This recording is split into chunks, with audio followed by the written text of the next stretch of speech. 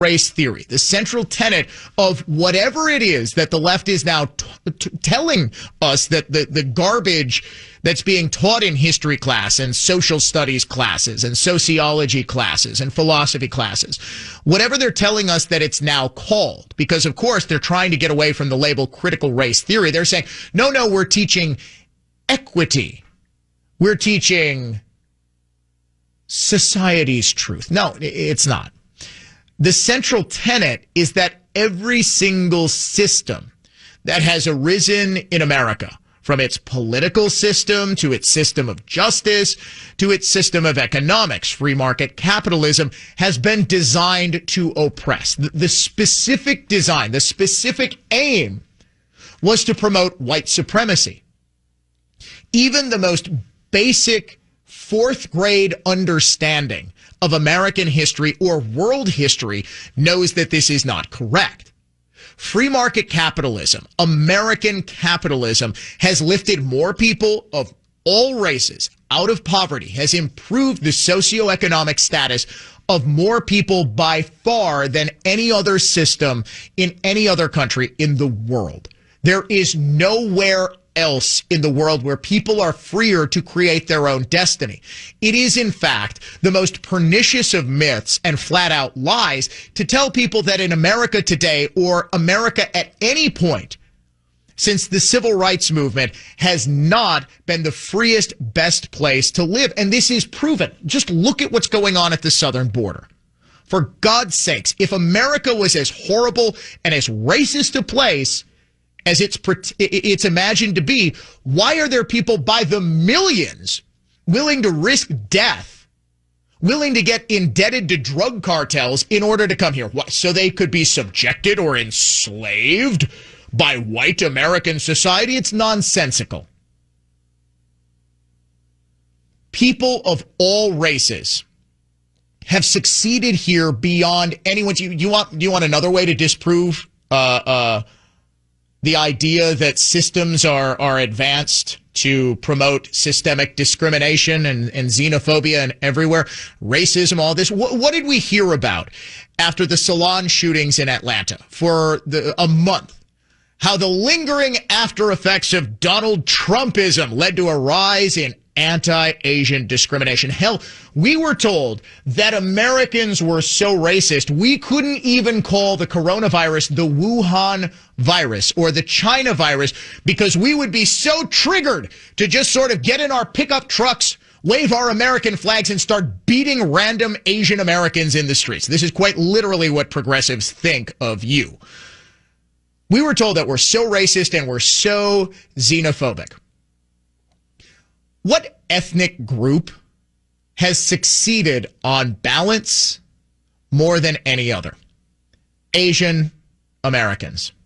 Whether from Japan, China, Korea, or India, there are more business owners as a percentage than any other race. SAT and ACT scores are higher amongst Asian Americans than they are for white Americans. In a systemically racist society, how do you account for that? Well, Dan, there are exceptions to the rule. No, the rule is Asian Americans score higher on standardized testing than white Americans. Explain that. We're so racist. Well, Dan, we're creating systems to keep down black Americans. Okay, so of all the racial and ethnic groups, it's just anti-black racism by everyone else.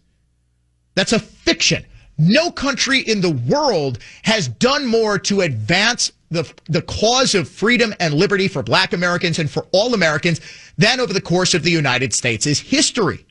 We are the only nation on earth that has ever gone to war with itself to free people from the bondage of slavery. We've literally, you think Rome was going to war? You think Rome, Augustus Caesar was sending his troops to march on his Gallic territories because they were keeping slaves? That did not happen. Throughout world history, slavery and this notion that slavery and the subjugation, racism and xenophobia against different peoples is somehow uniquely American. That's been the way of the world since the dawn of civilization. My goodness, are we going to talk about the slave trade in Africa that allowed the Atlantic slave trade to exist? Guess what, folks? Before Africans were sold as slaves to colonists or British slave ships, they were enslaved by their own people to get rich. Do you know there were several thousand black slave owners in the United States? Did you know that? No, you probably didn't. But oh yes, it's because white America was just so slavery was unfortunately a way of the world for thousands of years. America has done more than any other country, any other nation on earth, any other people on earth to end that practice. America has had an ongoing cultural reckoning with race. And by the way, have you noticed that it's only really over the last couple of years that there's been this hyper focus on race? Why is that? How is it that a black man becomes president of the United States? Tens of millions of people voted for Barack Obama, a black man, but yet we're a systemically racist place. Now, of course, Joe Biden got way more votes than Barack Obama, so they were probably, all of those racist Democrats were voting for the white guy because they were hoping that he'd eventually be president, right? I'm, of course, kidding. It was a major deal. Even though Obama was essentially an inconsequential president, and if we had history books that were actually written from a neutral perspective, he would be remembered as such. I mean, his policies were largely ineffective. Obamacare has been a massive disaster since the moment it was implemented, and he really had no major foreign policy successes or anything like that. So he's ultimately forgettable outside of the point that he was the first black president. We celebrate that. We mark that because we're a systemically racist country.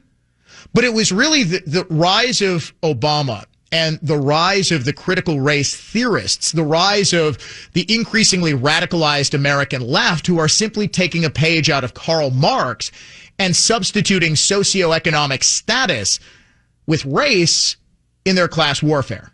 That's all this is. It's designed to advance liberalism, to get different demographic groups at each other's throats, so that then the organized left, progressives, or whatever they want to call themselves, can swoop in and say, we are the only ones who can lead you to the promised land. We are the only ones who can defeat those evil racists in the Republican Party.